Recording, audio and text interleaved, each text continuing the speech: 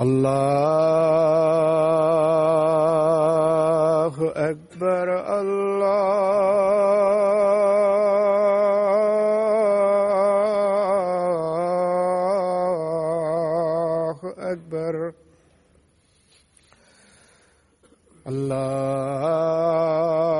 الله أكبر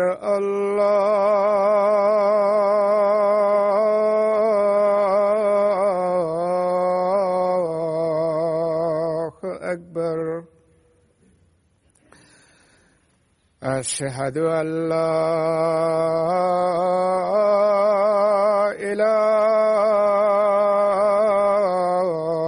إله إلا الله أشهد أن لا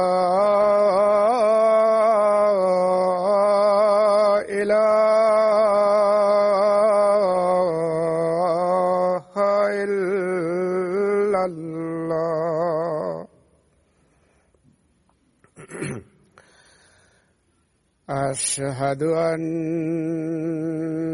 محمدًا رسول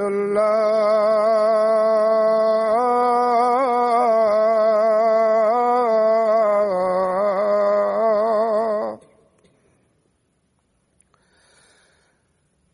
أشهد أن محمدًا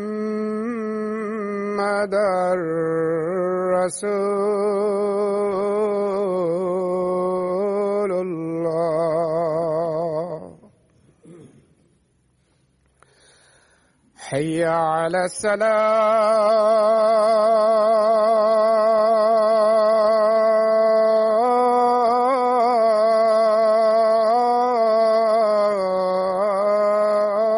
الصلاة حي على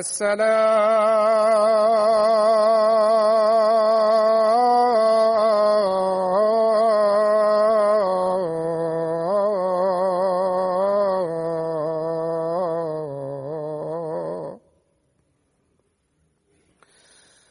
حي على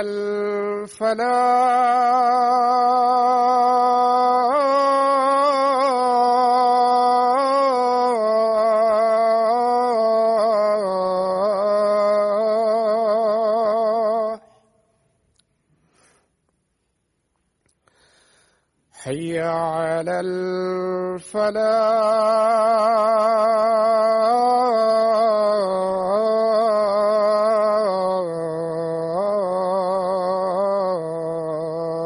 الفلاح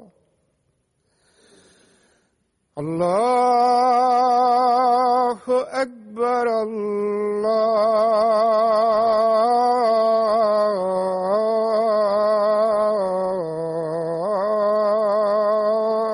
الله أكبر لا إله إلا الله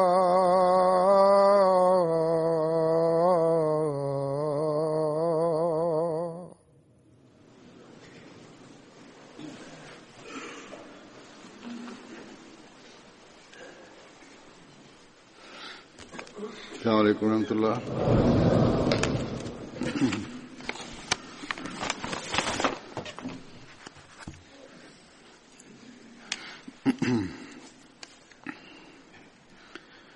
أشهد أن لا إله إلا الله وحده لا شريك له وأشهد أن محمدًا عبده ورسوله أما بعد فأعوذ بالله من الشيطان الرجيم بسم الله الرحمن الرحيم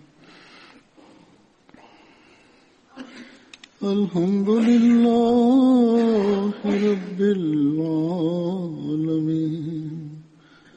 الرحمن الرحيم مالك يوم الدين إياك نعبد وإياك نستعين اهدنا الصراط المستقيم صراط الذين أنعمت عليهم غير المغضوب عليهم ولا الضالين.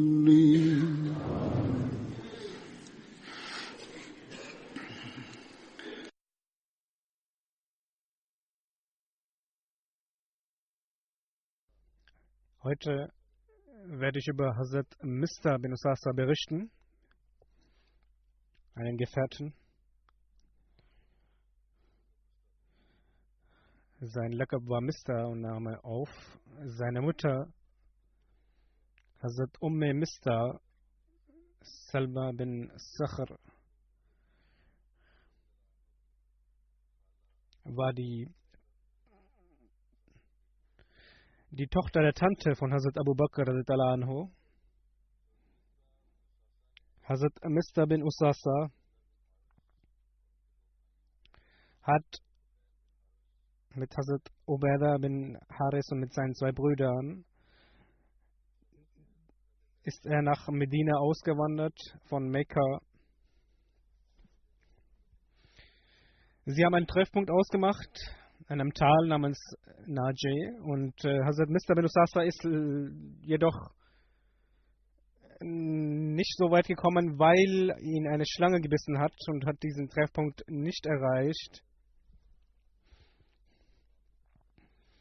Als die Brüder von ihm, als seine Weggefährten ihn davon erfuhren, haben sie ihn mitgenommen, sind sie nochmal zurückgegangen und haben ihn dann abgeholt und nach Medina sind sie dann alle zusammen ausgewandert. Seine Bruderschaft wurde mit Hazrat Mu'er geschlossen. Hat in der Schlacht von Badr und Uhud und den anderen Schlachten mit dem heiligen Propheten sallallahu alaihi wasallam teilgenommen. Im 8. Monat nach der Hijra hat der heilige Prophet Hazrat Ubaidah bin Haris 60 oder in einer anderen Überlieferung heißt es mit 80 Personen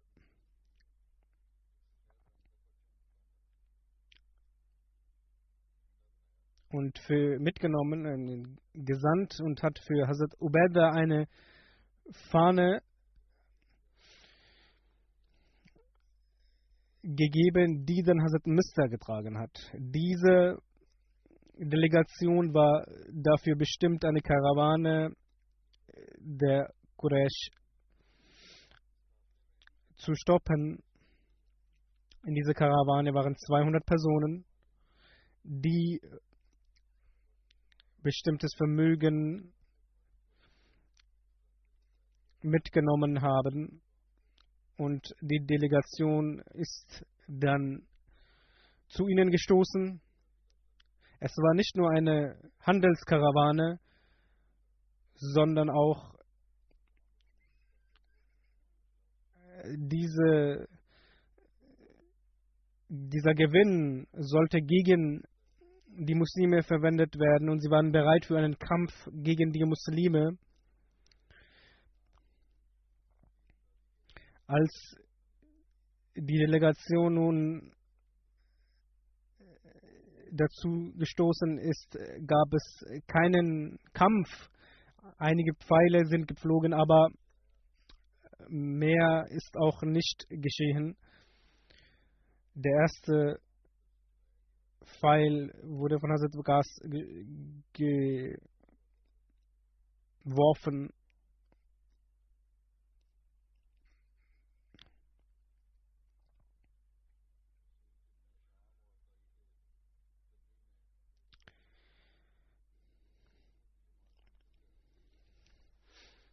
Utbah bin Aswan, in der Geschichte heißt es, dass diese Personen, und einer davon ist Utbah bin Aswan, war jemand, der in der Karawane war, hatte den Islam angenommen gehabt im Inneren und ist dann von dieser Karawane herausgekommen und hat sich den Muslimen angeschlossen.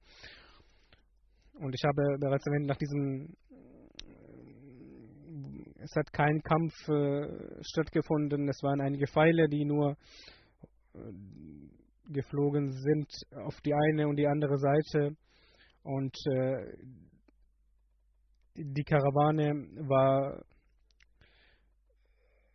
hat eine gewisse Furcht gehabt und ist dann zurückgegangen und die Muslime haben sich dann auch zurückgezogen. Es war die Absicht dahinter war, dass man zeigen wollte, dass man bereit ist, dass man nicht zurückschrecken wird, wenn solche Maßnahmen von den Feinden ergriffen werden, dass immer wieder Provokationen durchgeführt werden.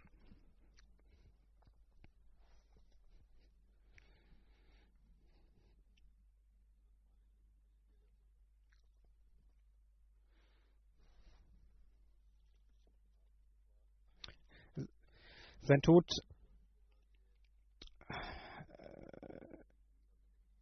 ist im Jahre 34 nach der Hijra geschehen. Er war 56 Jahre alt. In der Zeit des Khalifen Hazrat Usman, aber in einer anderen Überlieferung heißt es auch, dass er in der Zeit von Hazrat Ali noch gelebt hat und auch in einer Schlacht mit ihm teilgenommen hat und danach verstorben ist. Hazrat Mr. ist derjenige, Hazrat Abu Bakr hat für ihn gesorgt. Jedoch als auf Hazrat Aisha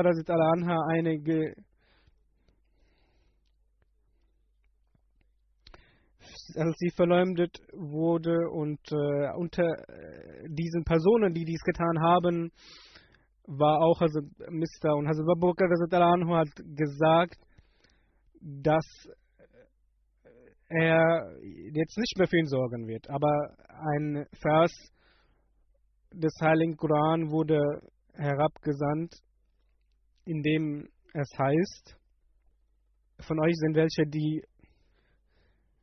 wohlhabend sind, die etwas mehr haben, diese sollen nicht einen Schwur tätigen und denjenigen, die mit in der Auswanderung dabei waren, ihnen nichts geben, sollten sie vergeben, denn Allah ist allvergebend und allverzeihend. Dieser Vers, sinngemäße Übersetzung, wurde offenbart und dann hat Hazrat Abu Bakr seine Fürsorgemaßnahmen erneut ergriffen und diejenigen, die diese falsche Nachricht verbreitet hatten über Hazrat Aisha, diese wurden ja auch später bestraft. In einer anderen Überlieferung heißt es, dass diejenigen, die dann bestraft wurden, die gegen Hazrat Aisha diese falsche Nachricht verbreitet hatten, unter diesen war auch Hazrat Mr. In einer anderen Überlieferung heißt es, denn dies ist ein wichtiges geschichtliches Ereignis und es ist eine Lehre für die Muslime. Und Allah hat auch im Heiligen Koran dafür Verse offenbart. Hazrat Masih Maud a.s. sagt, Gott hat in seinen Eigenschaften dies zugefügt, dass eine Prophezeiung, eine schlechte Botschaft für jemanden, für ein schlechtes Schicksal durch Reue, Vergebung und Sadqa verschoben werden kann oder dies verändert werden kann. Des Weiteren wie es auch in der Überlieferung heißt, dass über Hazrat Aisha radiallahu anha, dass einige Personen eine Verleumdung getätigt haben, eine falsche verbreitet haben, eine falsche Nachricht über Hazrat Aisha. Deren Absicht war jedoch nicht, ein Fitna hervorzurufen, eine Unruhe hervorzurufen. Und unter diesen waren auch Gefährten, die bei Hazrat Abu Bakr anhu, von Hazrat Abu Bakr anhu etwas erhalten haben für Lebensmittel. Und Hazrat Abu Bakr anhu hat für sich dann geschworen, dass er diesen dann nicht mehr für ihn sorgen wird. Und dann ist dieser Vers offenbart worden.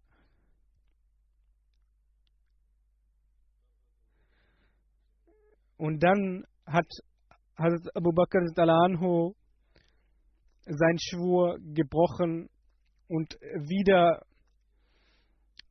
seine Fürsorgemaßnahmen gingen weitergeführt. Und Hazrat Masih Maud sagt, so wie jetzt eine Person auch einen Schwur tätigt,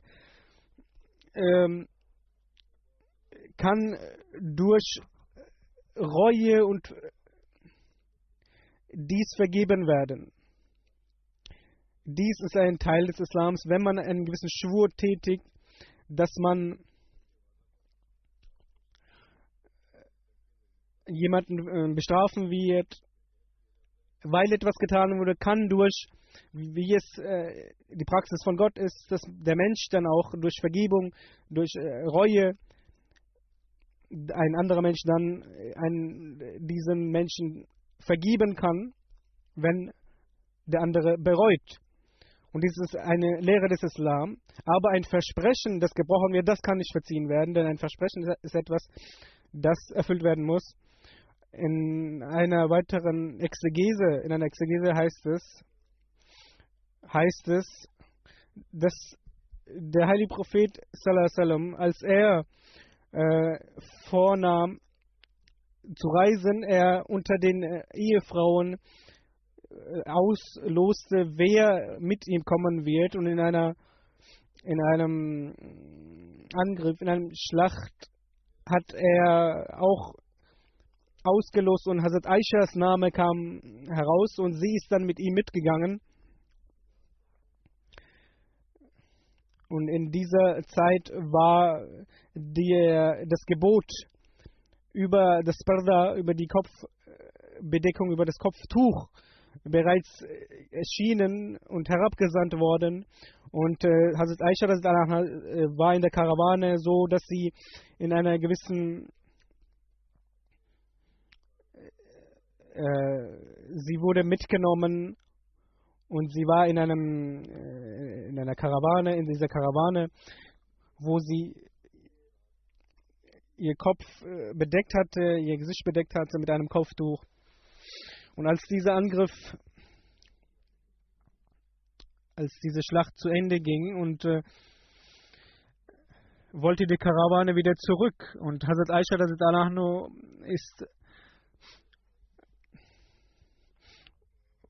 wollte dann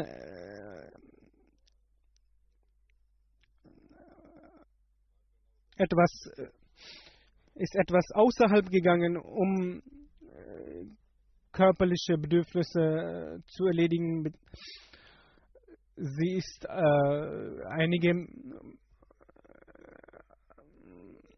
und als sie zurückgekommen ist, hat sie gesehen, dass ihr Hodaj,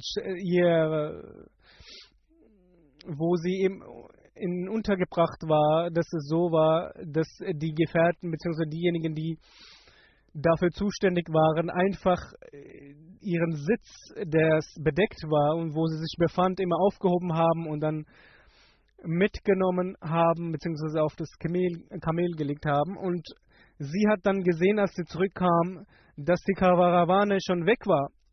Und in dieser Zeit war es so, dass die Frauen eher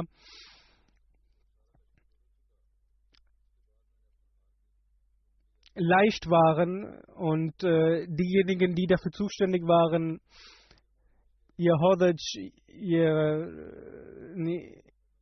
ihren Sitz aufgehoben hatten und einfach mitgenommen hatten und dachten, dass Hazrat Aisha Radhiyallahu Anha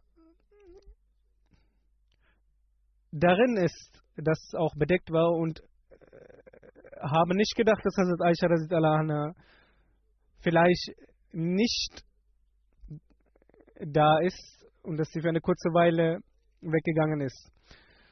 Hazrat Aisha Radhiyallahu Anha, als sie nun gesehen hat, dass niemand da war, war sie sehr besorgt.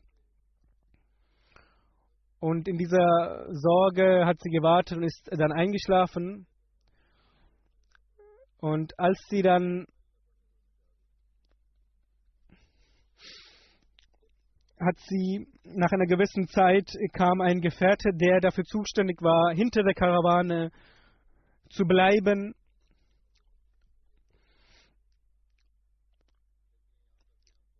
Und als dieser Hazrat Aisha Radhiyallahu Anha sah, sagte er Inna Lillah, und sie wachte auf und er sah sie und hat sie dann mitgenommen und sie sind wieder an die Karawane gestoßen und so war sie dann wieder bei der Karawane und ist wieder zurückgekommen. Jedoch einige Personen haben daraufhin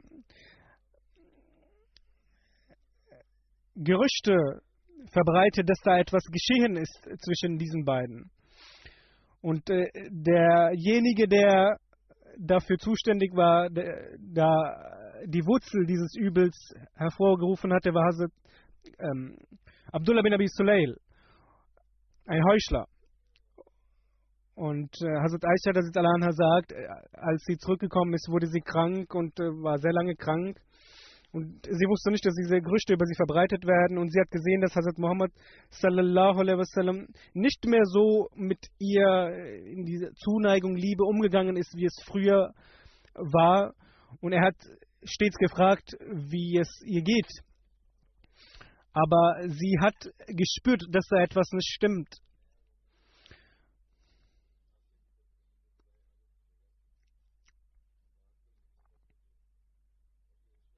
Nun, als sie wieder eine gewisse von ihrer Krankheit Heilung erlangte, ist sie nach draußen gegangen, abends, um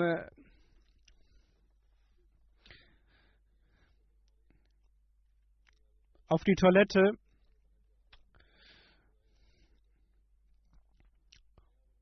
Sie und ohne Mr. Bint Rohum, beide sind gegangen und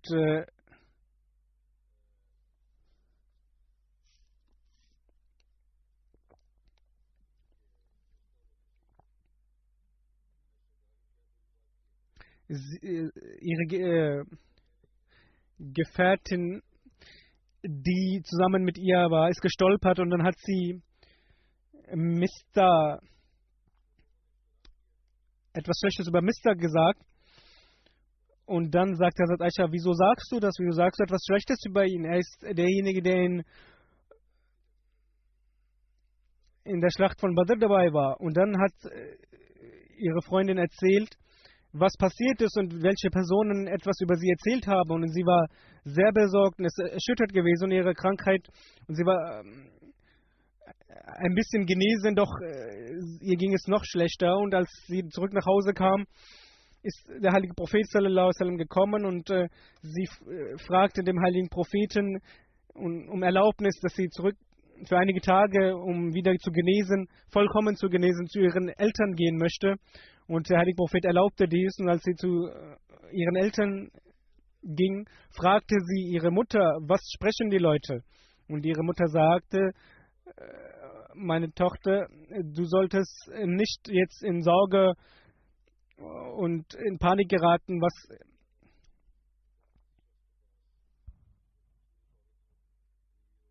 es ist selten, geschehen, dass jemand eine schöne Frau mit hohen moralischen Eigenschaften hat, aber dass auch andere Leute etwas auf die Welt setzen und Gerüchte auf die Welt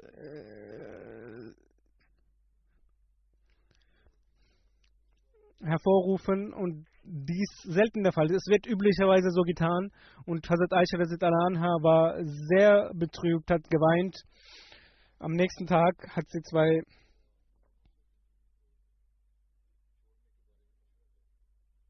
der heilige Prophet sallallahu alaihi wasallam hat 2, 3 Gefährten zu sich gerufen, und um Berat zu schlagen, ob er seine Ehefrau sie scheiden lassen sollte oder nicht. Und Hazrat Usama war da. Er sagte, es ist ihre Frau, und es ist die Frau des Propheten, und Gott hat ihnen diese Frau gewährt. Es wird nicht so gewesen sein, wie es verbreitet wird, wie diese Gerüchte verbreitet werden. Und Hazrat Ali radhiyallahu anhu war ein sehr direkter Mensch. Er sagte, Allah kann ihnen auch mit anderen guten Frauen, kann ihnen andere gute Frauen bescheren. Wenn dies stimmt, dann sollten sie sich vielleicht scheiden lassen, beziehungsweise eher auch eine andere Person, die er vorschlägt, fragen über diese Gerüchte. Dann wurde Barira gerufen, die Hazrat Aisha kannte, und Hazrat Muhammad sallallahu alaihi wasallam fragte, hast du etwas in Hazrat Aisha gesehen, dass sie etwaige Eigenschaften hat, die darauf hinzielen, dass dieses Gerücht stimmen könnte? Und Barira sagte, nein, überhaupt nicht.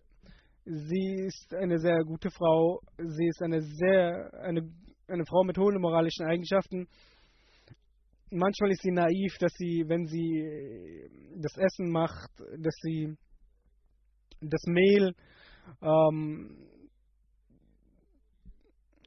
offen stehen lässt manchmal und einschläft, sodass Ziegen kommen und es verspeisen. Nur dies kann ich sagen. Der heilige Prophet sallallahu alaihi wasallam sagte, derjenige, der dieses Gerücht in die Welt gesetzt hatte, und der heilige Prophet sagte,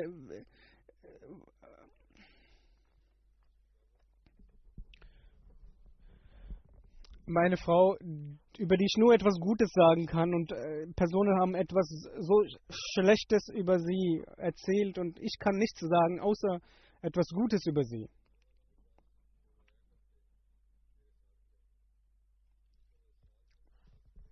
Hazrat Sa'd bin Mu'az sagte, O Prophet, ich werde mich rächen für denjenigen, der dieses Gerücht verbreitet hat. Wenn er jemand von Aus ist, von dem Stamm Aus, dann werde ich ihn töten. Und wenn es von unseren Brüdern Khajraj ist, von diesem Stamm, dann, was sie sagen, werde ich mit ihm tun. Und dann stand Sa'd bin Ubadah auf. Er war der Oberhaupt von Khajras Stamm. Und er ist aufgestanden. Er war ein guter Mann, aber sein Stolz hat es auch ein bisschen in diese Richtung gelenkt, dass er sagte, nein, du wirst ihn nicht töten können.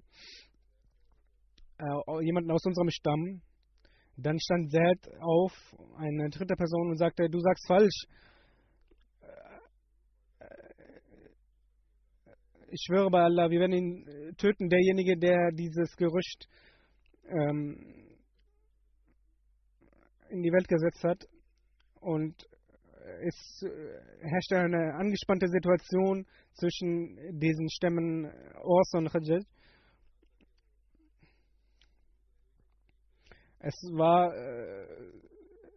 Die Situation war so gefährlich, dass sie miteinander gestritten hätten und gekämpft hätten.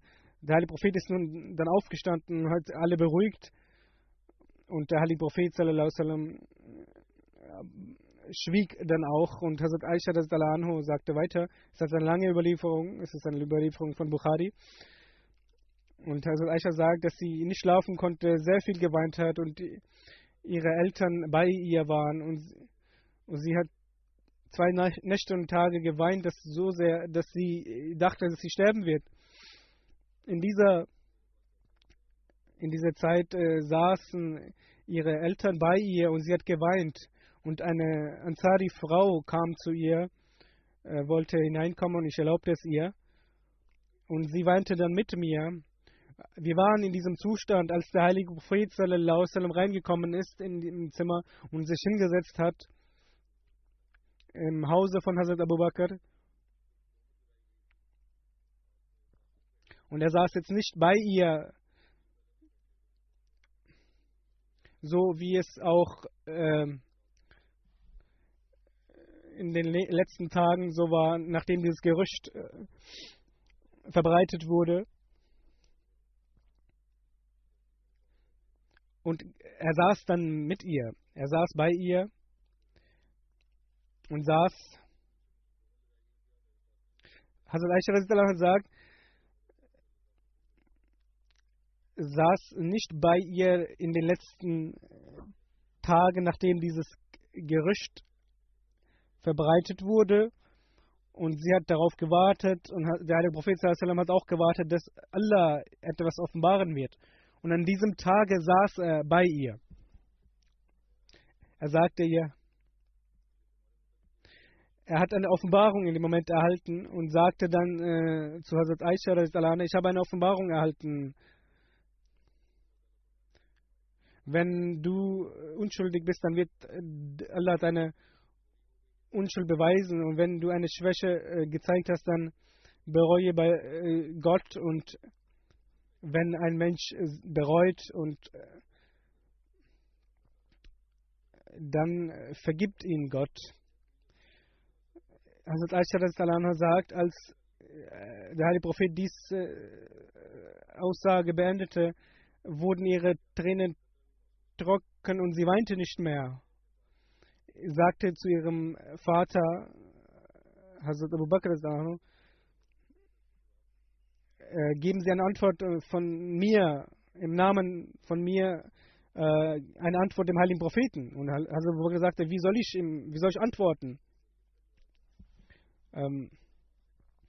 Etwas, dass sie unschuldig ist. Und dann sagte sie es zu ihrer Mutter, geben Sie dem heiligen Propheten eine Antwort.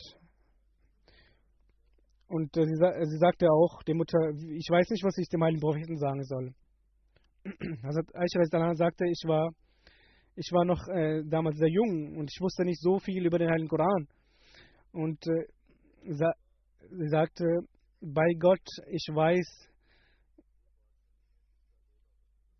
dass sie davon erfahren haben, dass die Leute dieses Gerücht verbreitet haben und sie es in ihrem Herzen diese Sache sich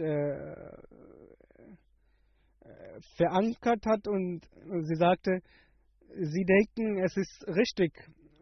Und wenn ich sage, dass ich unschuldig bin und ich habe etwas nicht getan und Allah weiß, dass ich unschuldig bin, dann werden sie nicht denken, dass ich die Wahrheit spreche, weil es so sehr sich verbreitet hat, so viele Personen darüber sprechen, und sie dann denken, dass doch etwas Wahres daran sein müsste. Und wenn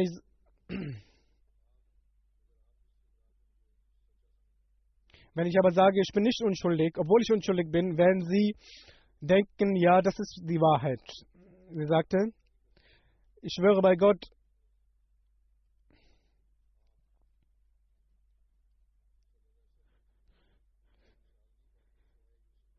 ich habe in meinem Kopf kein Beispiel, wie ein Beispiel in dieser Situation wie dem Vater von Josef, dass er stets sagte, dass man geduldig sein sollte.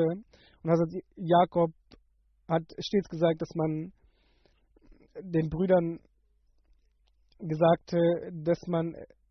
Brüdern von Josef, dass man von aller Hilfe erflehen sollte und geduldig bleiben sollte, wie er es getan hat. Und Hazrat Aisha drehte sich um und betete und wusste, dass Allah ihre Unschuld beweisen wird. Sie sagte,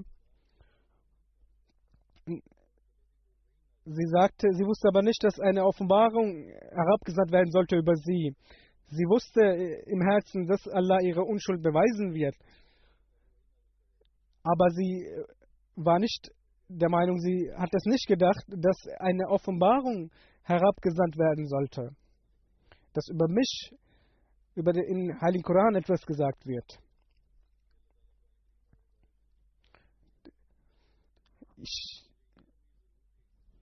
Dass etwas so Großes etwas geschehen sollte. Aber sie sagte, sie wusste, dass der Heilige Prophet etwas in einem Traum sehen sollte, dass ihre Unschuld bewiesen wäre. Hazrat Aisha sagt, alle saßen noch im Haus, im Zimmer, und der Heilige Prophet war auch noch, saß auch noch, als plötzlich der Heilige Prophet eine Offenbarung erhielt. Und man sah es, weil in seinem körperlichen Zustand sah man dies, weil als er eine Offenbarung erhielt, schwitzte er meistens. Und sie sah, dass Schweißtropfen von seiner Stirn herniederfallen. Und er zitterte und man sah, dass er eine Offenbarung erhielt. Und als dieser Zustand vorbeiging, sagte der Heilige Prophet, sei froh, Allah hat seine Unschuld bewiesen gerade. Und die Eltern von Hazrat Aisha waren sehr glücklich und sagten, bedanke dich bei dem Heiligen Propheten. Und Hazrat Aisha sagte, ich bedanke mich bei Gott, der meine Unschuld bewiesen hat. Und Hazrat Abu Bakr sagte,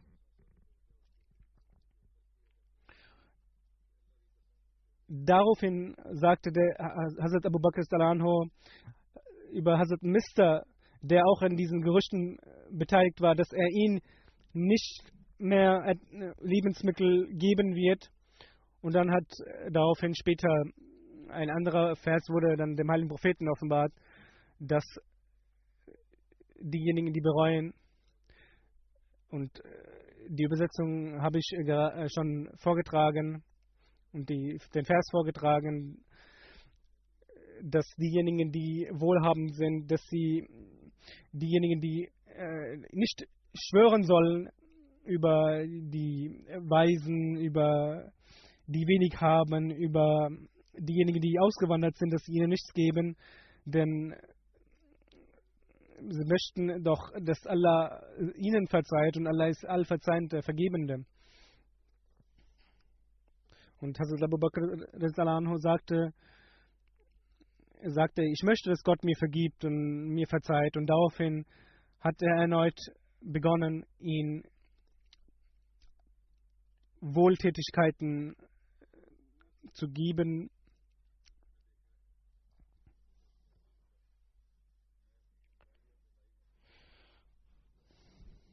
Also der Heilige Prophet fragte Zainab, was sie darüber denken. Also Zainab sagte,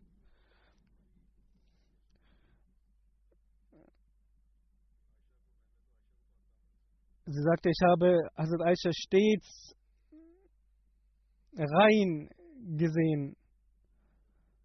Ich kann nicht etwas Falsches sagen. Und Hazrat Aisha habe ich stets rein und voller Scham gesehen. Und Hazrat Aisha sagte, das war Zainab, die unter den Ehefrauen mit ihr konkurrierte.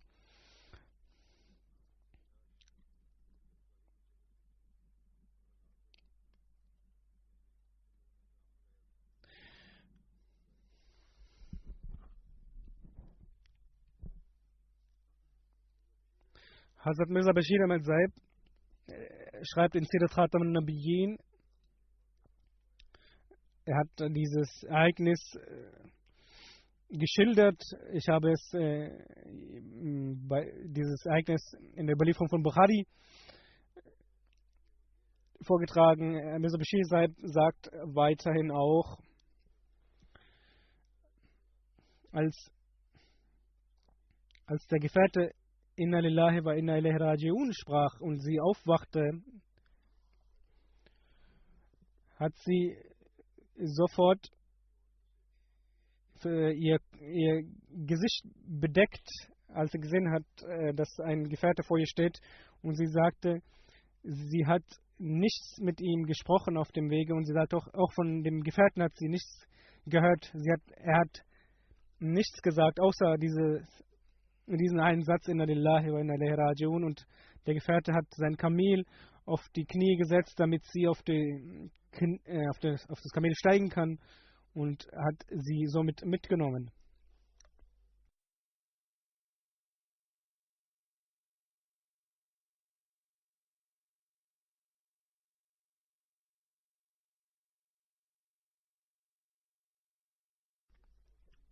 Und Hazrat Aisha radhiyallahu anha sagt, sie wusste nicht, dass eine Offenbarung, ein Koranvers über sie herabgesandt wird, und dass es etwas Großes und Besonderes war. Nun, es ist ein sehr wichtiges Ereignis. Also Aisha hatte eine sehr, sehr hohe Stellung. Und der heilige Prophet sallallahu alaihi wasallam sagte ja auch, dass er die meisten Offenbarungen im Zimmer in der Unterkunft von Hazrat Aisha erhalten hat.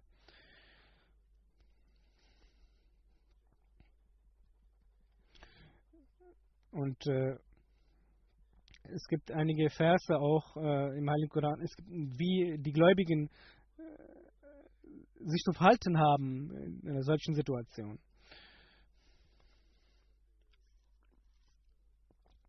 Dieser Vers, der dann herabgesandt wurde, Hazrat Muslim Maud schreibt in seiner Exegese, außer auch diesem Ereignis, ich werde die Ergänzungen hier noch hinzufügen, dieser Vers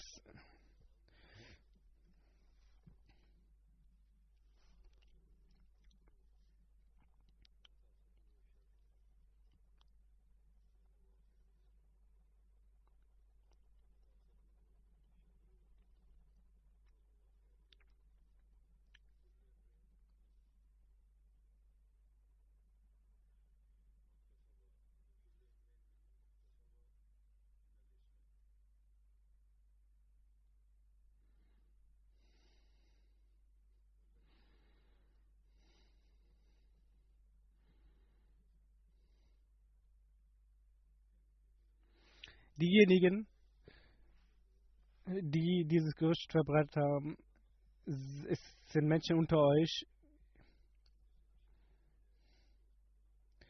Es ist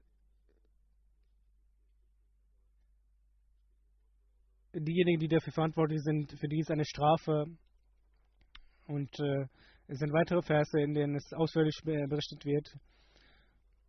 In dieser Exegese hat Hazrat Muslim Maud das ganze Ereignis geschildert, und danach hat er geschrieben, als sie zurück nach Medina kamen, hat Abdullah bin Ubay bin Salul und seine Freunde dieses Gerücht verbreitet, dass dies geschehen ist, dass sie Hazrat Aisha nach hinten nicht mit der Karawane bekommen ist und etwas geschehen ist. Und in dieser ganzen Sache sind einige Gefährten, aufgrund ihrer Naivität haben sie sich auch angeschlossen, und unter diesen war auch Hazrat Mista.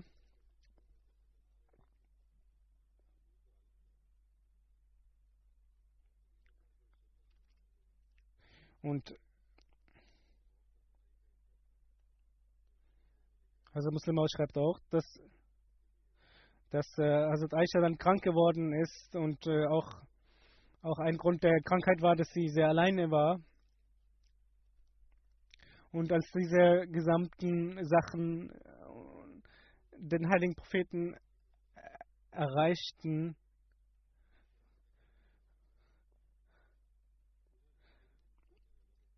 und sie konnte dem heiligen Propheten nicht fragen, was die Personen über sie sprechen, sie war sehr krank.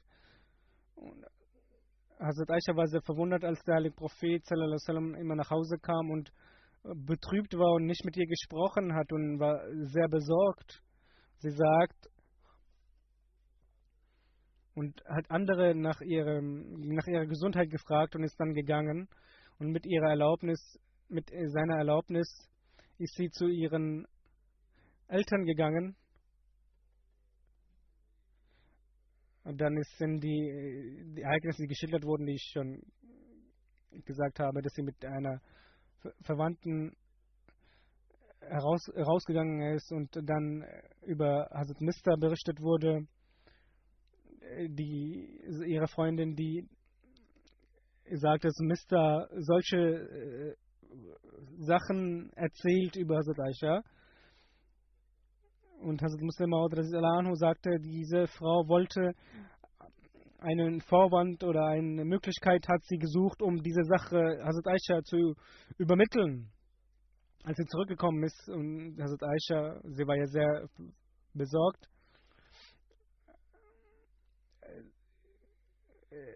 die Auswirkungen waren solche, dass sie die Krankheit umso schlimmer wurde. Und also Muslim Maud sagt weiter, dass der heilige Prophet, Hazrat Umar, Hazrat Usama und Hazrat Usama bin Zaid und Hazrat Umar zu sich ruf und sich beratschlagen ließ. Hazrat Umar und Hazrat Usama waren der Meinung, dass dies nicht der Fall sein sollte. Und Hazrat Ali, der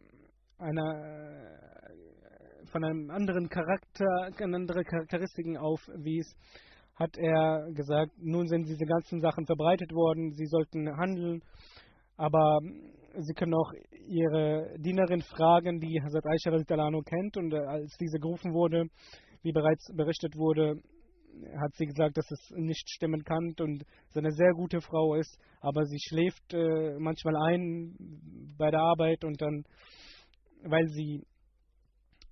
und bedeckt das Essen nicht. Dann ist der heilige Prophet sallallahu alaihi wasallam nach draußen gegangen zu den Leuten und hat gesagt, ist jemand, der mich vor diesen Menschen schützt, der diese Gerüchten schützt, von dieser Trauer schützt. Und der heilige Prophet sallallahu alaihi wasallam wusste, dass diese Person Abdullah bin Ubaida bin Sulail war, der dieses Gerücht verbreitet hatte. Und dann stand Sa'ad bin Mu'az auf und sagte, dass ich bereit bin, diesen Menschen zu töten, wenn er von meinem Stamm ist und auch von einem anderen Stamm. Und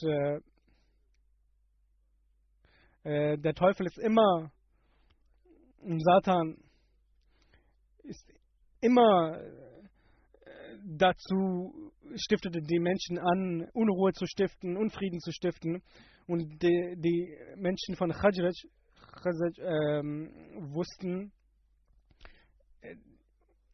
wussten, dass der heilige Prophet so sehr betrübt ist und solche Trauer ist.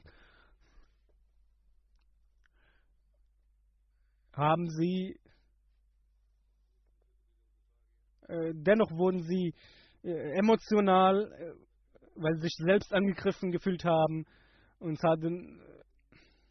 der Oberhaupt von Khazraj ist dann aufgestanden und hat gesagt, du kannst unsere Männer nicht töten. Und dann sind andere Gefährten aufgestanden und haben gesagt, ja, wir werden ihn töten. Und dann ist Hazrat Muslim Maud schreibt, dass diese Sache dann zu Ende geht und nur dies Worte verbleiben würden, haben die angesprochenen Personen ihre Waffen herausgeholt. Und der heilige Prophet sallallahu alaihi wasallam ist dann aufgestanden, hat diese Sache beruhigt und hat die Person beruhigt. Nun ist es auch bewiesen, dass beide den heiligen Propheten liebten, aber Shaitan dieses Fitna in ihnen hervorgerufen hat, diese Unruhe. Und also Muslim sagt, jeder weiß, wie schmerzerfüllend dieser Zustand sein müsste, dass der heilige Prophet so in Trauer war und auf der anderen Seite diese Muslime unter sich ihre Waffen gezogen haben. Und manchmal verführt Shaitan die Menschen dazu, dies zu tun. Und also Muslim Maud Anhu schreibt dann weiter das Ereignis, als dieses Ereignis, als Aisha gefragt wurde, hat sie geantwortet, wenn ich sage, dass ich unschuldig bin, dann werden sie nicht glauben. Und wenn ich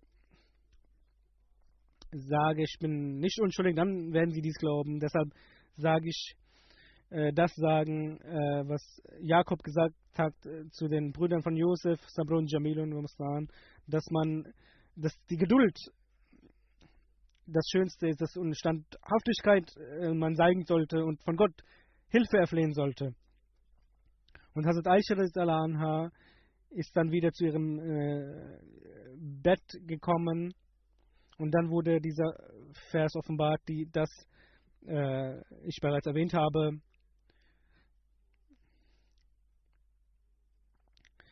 Diejenigen, die diese Lüge hervorgerufen haben, das ist eine Gruppe von euch, denkt dies, die Strafe von denjenigen, die diese Anschuldigung hervorgehoben haben, diese werden bestraft werden.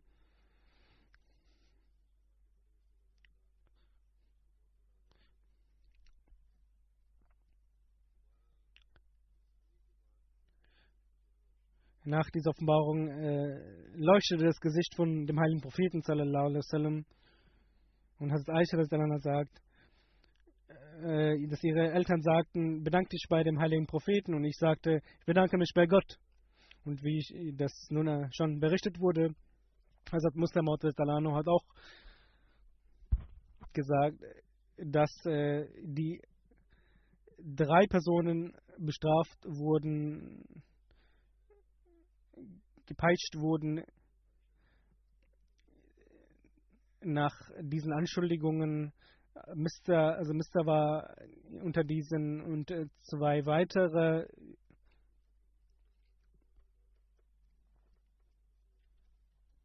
Darunter auch eine Frau. In Sunan Abi Dawud ist auch von dieser Strafe die Rede.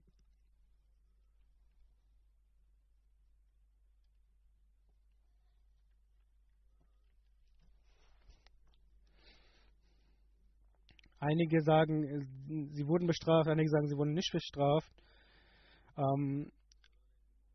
Egal, ob sie bestraft wurden oder nicht, aber Allah hat diese vergeben. Sie haben eine weltliche Strafe erhalten, jedoch hat Allah sie vergeben. Also Mr. hat eine hohe Stellung, er war ein Gefährte von Badr. Und Allah Ta'ala hat ihn diese Stellung gewährt und diesen Rang gewährt und beibehalten, dass er diese Stellung und diesen Rang beibehält.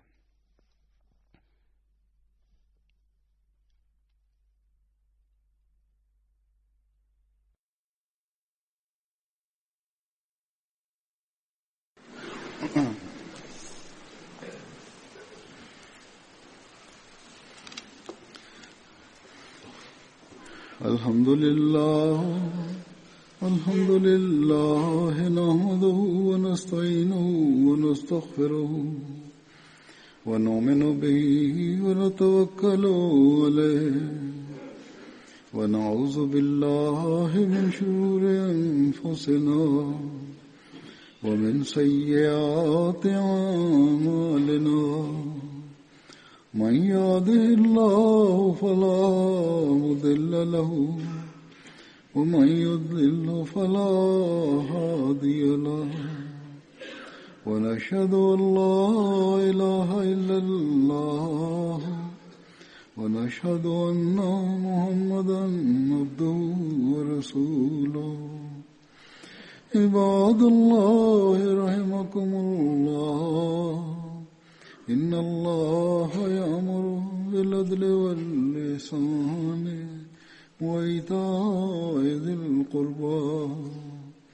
وينهى عن الفحشاء والمنكر والبغي يعظكم لعلكم تذكرون اذكروا الله يذكركم وادعوه يستجب لكم ولذكر الله أكبر